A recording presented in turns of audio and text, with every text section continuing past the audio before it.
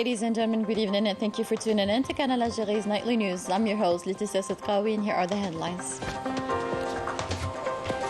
Army General Saïd Chingriha, the Chief of Staff of the People's National Army, heads for Kigali Genocide Memorial as part of his visit to Rwanda. Ahead of the gas exporting countries forum to be held by Algeria, Boumerdès Hydrocarbons Institute is spotlighted due to its paramount importance in oil industry.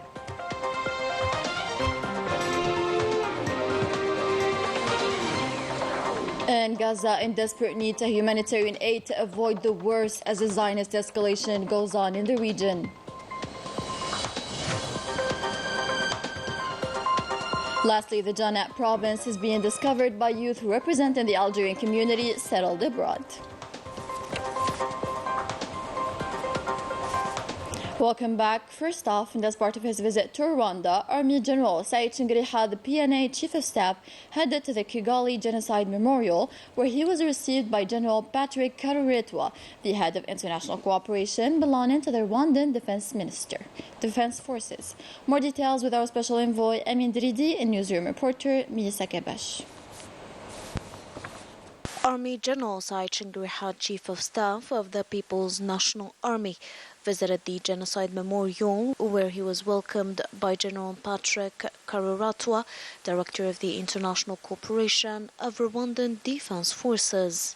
On this occasion, the Army General led a wreath of flower before observing a minute of silence alongside the accompanying delegation to pay tribute to the victims of the tragedy that occurred in Rwanda in 1994.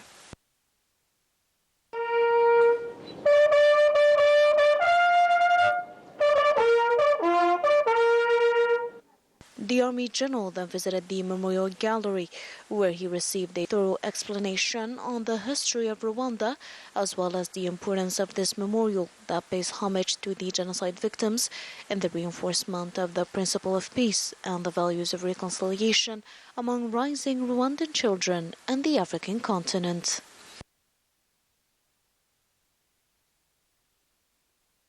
The Army General then proceeded to the signing of the Golden Register of the Genocide Memorial and underlined that he had the honor to visit this memorial in the capital Kigali, which witnessed the suffering of thousands of victims from the violence of 1990. It also witnessed the beginning of a new phase in the history of this friendly country that aspires for a better future for the coming generations. Army General then paid tribute to the souls of the victims, expressing respect to the Rwandan people that overcome this national tragedy through tolerance, reconciliation, and peaceful coexistence. فإنني أقف احتراما للشعب الرواندي الذي عرف كيف يتجاوز هذه المأساة الوطنية من خلال التسامح والمصالحة والتعايش السلمي بين مختلف مكوناته. In a press release, Army General Chingriha highlighted Algeria's role in resisting the colonial forms and the fight against terrorism. Same as Rwanda, our country has suffered from several massacres and criminal acts committed by the different occupiers and terrorism. Beaucoup de massacres, beaucoup d'actes criminels, que ce soit faits par les différents occupants ou par le terrorisme aveugle. He also recommended the friendly Rwandan people in closing their ranks against the tragic events of the past, to not forget the past but to learn from it, adding that fraternity must unite the entire Rwandan people. Tragique événement du passé. Ne pas oublier le passé, mais en tirer des leçons. Et il faut que la fraternité doit unir tout le peuple Rwandais. Still in the Rwandan capital Kigali, the Chief of Staff of the People's National Army, Army General Shangriha, visited alongside the delegation accompanying him the Museum of Campaign Against Genocide, during which they visited different pavilions and received explanations given by the managers related to this establishment, before following a detailed presentation concerning this tragic era in the history of Rwanda. As for Algerian-Jordanian cooperation, the Speaker of the National People's Assembly, Ibrahim Boughali, was received in the Jordanian capital Amman by the Jordanian Premier Bashar al-Khassauna. During the meeting, both parties reiterated the historical fraternal relations binding both countries and the keenness to promote and develop them in all fields in a way that serves common interests and lives up to the aspirations of the leadership of both countries. This was also an occasion for the Jordanian Prime Minister to commend the role of Algeria at the service of Arab causes, foremost among them the Palestinian cause. In other developments, the Premier Nadir al-Arbawi chaired a cabinet meeting devoted to studying the preliminary draft of the traffic law, which aims to define rules related to traffic regulation and outlines elements of the national strategy for safety and prevention of traffic accidents. In the context of the follow-up of the implementation of the instructions of the President of the Republic to accelerate the implementation of the digitization process, the government listened to a presentation on the progress made in the process of digitizing construction contracts through the establishment of a legal framework to accompany and develop electronic media dedicated to handling all stages related to the filing, preparation, and delivery of application for these contracts. The government also reviewed the progress made in implementing the provisions of the law for the exercise of the right to trade union and the access of the proposed future strategy for PhD degree holders, including mechanisms to regulate this highly qualified university training and ensure its adaptation to the needs of the national economy. Ahead of the GECF, or Gas Exporting Countries Forum, to be held in Algeria, we carry on shedding light on different aspects related to the energy field. And tonight's destination is Boumerdès Hydrocarbons Institute, a prestigious center highly flocked by students and a backbone for the oil and chemical industries. Both Amal Bouaqba and Ines Killu have the following for us. To start with the theoretical part. One of the most prestigious institutes of hydrocarbons and chemistry, located in Boumerdès province, the only one of its kind in the country. This faculty ensures a high-quality training for 14 different specialties related to the energy sector and welcome students from the four corners of the country. I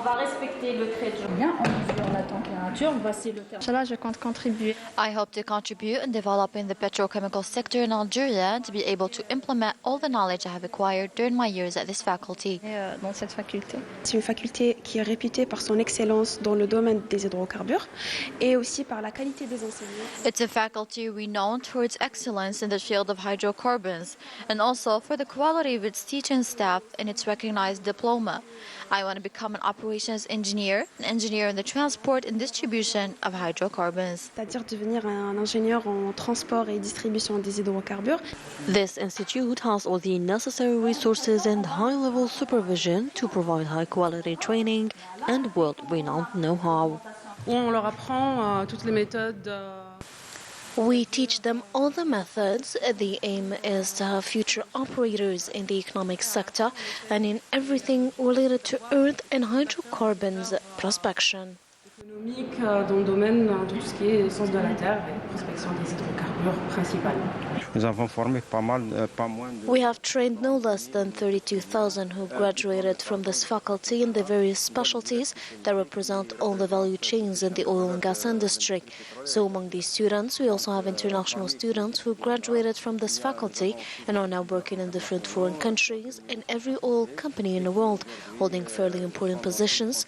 Thus, this faculty was and remains an important asset to Algeria. This faculty has trained executives who are assuming high responsibilities in prestigious institutions and companies, both in Algeria and abroad.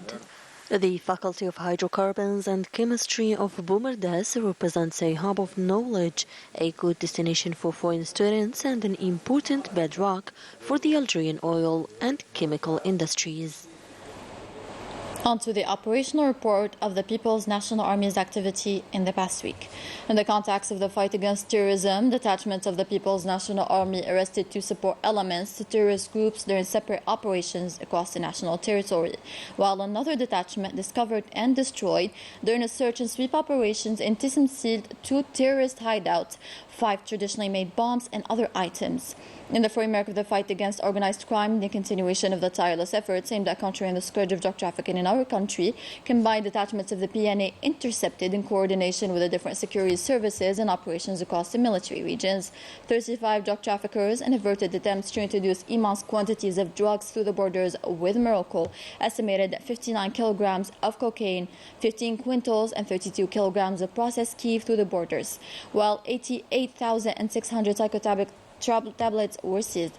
In Temnaras, Bordwaji Mukhtar, Ingizam, and Janet, detachments of the People's National Army arrested 286 individuals and seized 45 vehicles, 120 generators, 62 jackhammers, in addition to quantities of explosives, detonation tools, and other equipment used in illegal gold mining operations. On the other hand, 45 other individuals were arrested and 2 Kalashnikov submachine guns, 22 hunting rifles, an automatic pistol, in addition to over 27,000 liters of fuel, as well as 91 tons of foodstuffs intended for smuggling and speculation, and 20 quintals of tobacco, in addition to 6,700 units of different beverages, which were seized during separate operations across the national territory. Similarly, border guards thwarted at the level of our national coast attempts at illegal immigration of 50 individuals aboard traditionally made boats, while 384 illegal immigrants of different nationalities were arrested across the national territory. A hungry population, a besieged city, in a catastrophic situation. The least to say about Gaza in desperate need to humanitarian aid amid a growing escalation carried out by the Zionist war machinery. The latest developments with Ines Killu. The Gaza Strip, devastated by Zionist attacks for nearly 5 months, is on the verge of a humanitarian and public health catastrophe, and the humanitarian agencies are sounding the alarm while repeating their calls for a ceasefire and an immediate and permanent one. The General Director of the World Health Organization said today that the health and the humanitarian situation in the Gaza Strip is inhuman and continues to deteriorate, and it has become a death zone. Tedros Adhanom Ghebreyesus also noted that levels of acute malnutrition in the Gaza Strip have risen significantly since the beginning of the war, from less than 1% to more than 50% in some places. According to the United Nations, 2.2 million people, the vast majority of the population, are threatened by famine in the besieged Gaza Strip. The situation is particularly worrying in the north, which suffers from chaos and violence, according to the United Nations World Food Programme, which on Tuesday suspended the distribution of its aid in the sector. The United Nations Relief and Works Agency for Palestinian Refugees said that the Zionist authorities prevented 51% of the missions planned by UNRWA and its partners to provide aid and conduct assessments in the areas of northern Gaza, stressing that food insecurity has reached an extremely dangerous state. The Palestinian enclave is also facing a series of devastating epidemics. Reports from humanitarian agencies highlighted the alarming spread of diseases such as diarrhea, hepatitis, and acute respiratory infections, with many cases becoming worse and very serious due to limited access to drinking water and effective sanitation services, making the population vulnerable to these deadly diseases. UNICEF Deputy Director for Humanitarian Affairs, Ted Chibin, said that the Gaza Strip is on the verge of an explosion in the number of preventable child deaths, which could exacerbate the already unsustainable level of child deaths in the Strip. Also in our window on the situation in the Middle East, at least 2 civilians were assassinated by a Zionist aggression in Damascus. The aggressor carried out an air attack with a certain number of missiles targeting a residential building in Kafr Sousa neighborhood. Many people were wounded as well, and material damage was recorded.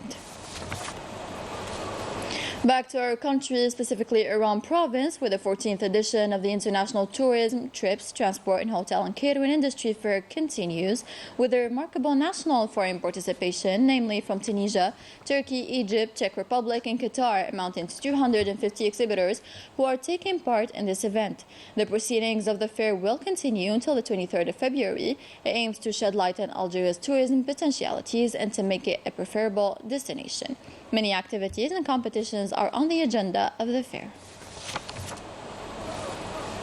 The caravan of exchange between the youth of the country and those established abroad have arrived in Janet, the last stopover of the journey that started in the province of Iran under the motto, "The homeland brings us together," which allowed the Algerian youth to discover the beauty, heritage and culture of their beloved country. Minisa Kabash has more on this journey. To discover the enchanting beauty and mysteries of the Tassili Niger, the delegation of youth representing the national community settled abroad have crossed a couple thousand of kilometers, a meritorious journey that allows them to unearth the archaeological sites, discover the rich cultural heritage of the region, and spend unforgettable time with the local population. It's an incredible place that is worth visiting. We are very happy to be here. We are going to discover the region. It's a beautiful experience. As for the organization, it's great.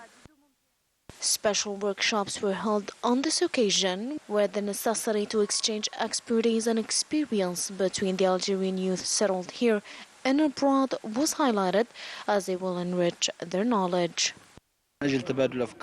For us, it's an occasion to exchange ideas and enlarge our horizon. We've visited several tourist zones. It allowed us to discover the rich history of the region. The landscape is magnificent. I would like to thank everyone for the warm welcome we've received. A magic experience for these young men and women, always willing to come back to the mesmerizing region of Tassili Niger, the land of authenticity and magnanimous ancestral values. And with that, we reach the end of tonight's bulletin. Thank you so much to our technicians and journalists, and thank you for watching. Take care.